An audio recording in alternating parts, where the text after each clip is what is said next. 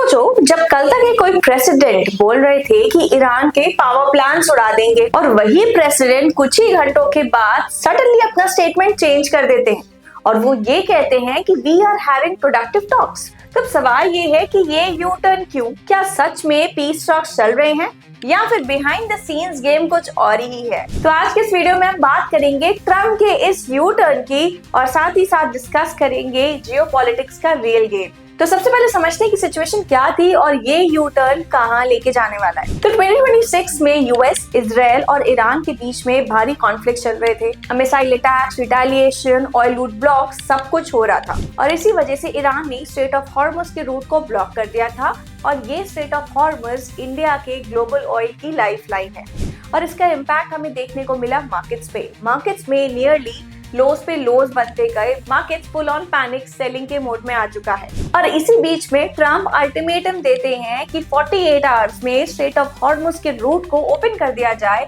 वरना US strike करना start कर देंगे। बट सडनली क्या होता है, यू टर्न आता है, स्ट्राइक्स कैंसिल हो जाती हैं, ट्रम्प की टोन चेंज हो जाती है और साथ ही साथ डिप्लोमेसी स्टार्ट हो जाती है। तो चलिए बात करते हैं सीक्रेट डिप्लोमेसी क्या थी। यहाँ पे स्टोरी एक यू टर्न ले लेती है। मिडिल ईस्ट की कुछ कंट्रीज ने क्वाइटली इंटरवेंशन स्टार्ट कर दिया है। अब वो कंट्रीज में शामिल है इजिप्ट, सऊदी अरेबिया, पाकिस्तान और टर्की।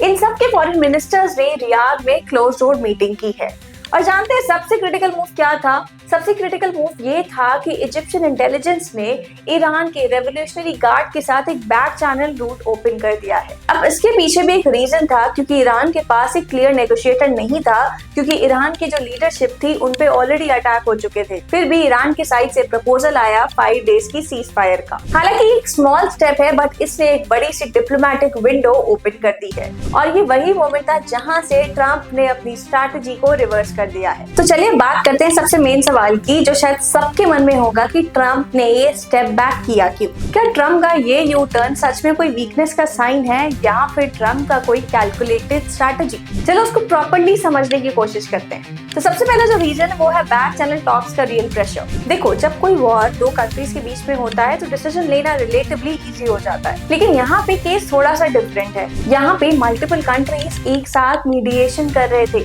अब चाहे वो सऊदी अरेबिया हो, टर्की हो, पाकिस्तान हो या फिर इजिप्ट हो। ट्रम्प यहाँ पे स्ट्राइक करने के बाद सिर्फ ईरान के अगेंस्ट नहीं जाते बल्कि उन सारी कंट्री जो मीडिएटर कंट्रीज हैं उनके अगेंस्ट भी चले जाते। और जियोपॉलिटिक्स में एक ये बहुत बड़ा सिग्नल होता है, US does not care about the allies' diplomatic efforts।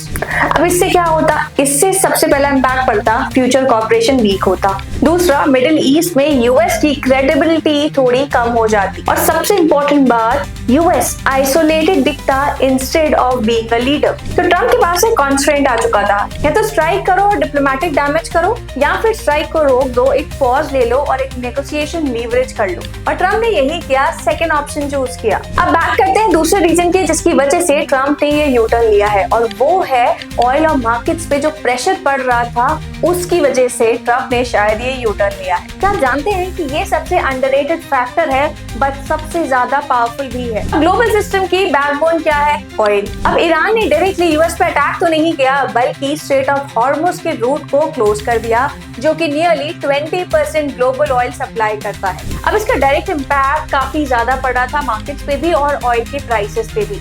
Oil के प्राइसेस स्पाइक कर रहे थे, बढ़ते जा रहे थे और मार्केट्स का हाल तो आप देख ही रहे हैं। हर दिन मार्केट एक नया लो बनाता है, हर दिन देखते हैं मार्केट में एक गैप डाउन ओपनिंग देखने को मिल रही है और स्टॉक्स क्रैश करते जा रहे हैं और इसकी वजह से एनर्जी इंपोर्टिंग कंट्री जैसे कि इंडिया, उस पे भी काफी ज्यादा इम्पैक्ट देखने को मिल रहा है। और यूएस के लिए तो इलेक्शन साइकिल और इकोनॉमिक स्टेबिलिटी दोनों ही टॉप प्रायोरिटीज में से हैं। तो अगर वॉर एक्सेलरेट होता रहेगा तो फ्यूल प्राइसेस बढ़ते रहेंगे, यूएस पब्लिक सेंटिमेंट नेगेटिव हो जाएंगे और मार्केट्स तो पैनिक मोड में है ही और साथ ही साथ मार्केट्स में और ड्रॉ डाउन देखने को मिलेगा और क्रैश देखने को मिलेगा।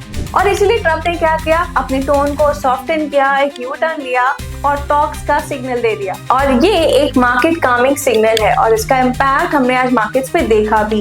निफ्टी में नियरली about 300 से ज्यादा पॉइंट की गैप अप ओपनिंग देखी गई और निफ्टी ने आज 23,000 के लेवल को टच भी किया।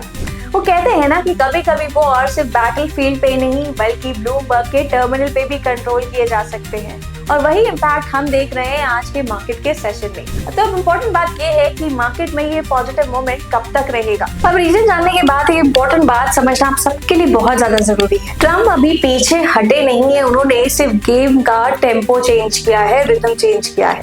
इस डिफरेंस को क्लियरली समझो। अगर ट्रम्प रिट्रीट करते तो वीकनेस का साइन शो होता, बट यहाँ पे ट्रम्प ने पॉज लिया है। अभी यूएस एग्जैक्टली क्या कर रहे हैं पता है?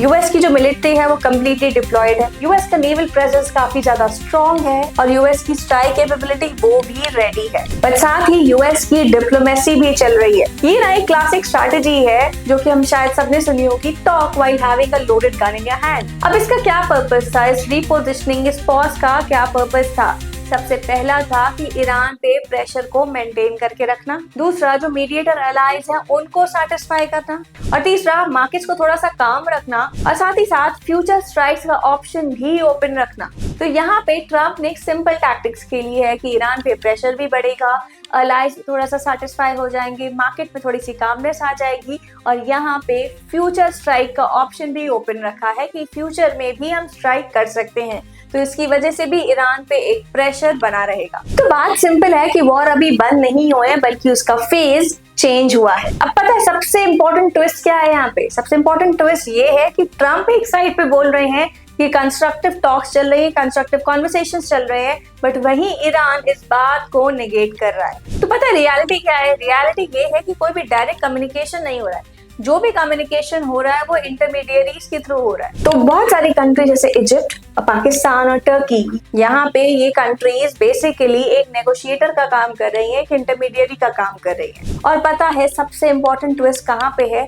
ईरान की यहाँ पे स्पेसिफिक डिमांड्स भी है। ईरान स्ट्रेट ऑफ हॉर्मुज पे अपना कंट्रोल चाहता है, ईरान ये चाहता है कि यूएस मिलिट्री प्रेजेंस कम हो जाए, और साथ ही साथ ईरान इस बात की भी गारंटी चाहता है कि फ्यूचर पे उन पे स्ट्राइक ना हो। मतलब यहाँ पे डील इजी तो नहीं है। तो पता है सिचुएशन क्या है? एक्चुअली वॉर अभी भी चल रहा है, टॉक्स ऑफिशियली डिनाई हो रहे हैं, बैक चैनल मीटिंग्स अभी भी ओपन है, और सबसे इंपॉर्टेंट बात ये सिर्फ यूएस वर्सेस ईरान नहीं है, एक मल्टी कंट्री पावर गेम है जहाँ पे हर एक कंट्री अपना इंटरेस्ट को प्रोटेक्ट कर रही है। सऊदी को स्टेबिलिटी चाहिए, पाकिस्तान को रीजनल बैलेंस चाहिए, और इजिप्ट को चाहिए कंट्रोल ओवर एक्सेलरेशन, और यूएस को वॉर भी कंट्रोल करना है, मार्केट्स भी स्टेबल रखनी है, और साथ ही साथ सबसे इम्पोर्टेंट उसको अपनी पॉलिटिकल इमेज भी बरकरार रखनी है। तो ट्रम्प का ये मूव कोई इमोशनल डिसीजन नहीं था, बल्कि ये कैलकुलेटेड जियोपॉलिटिकल स्ट्रैटेजी थी। तो अब सबसे इम्पोर्टेंट सवाल जिस बात का हर कोई वेट कर रहा है, क्या सच में ये वॉर खत्म हो जाएगा,